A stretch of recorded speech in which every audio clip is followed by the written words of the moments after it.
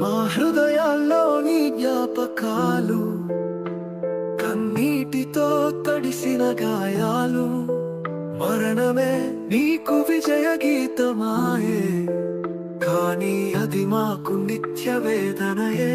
ప్రవీణన్నా నీవు లేవన్నా, నిజం కాకున్నా ఎంత బాగుండునన్నా.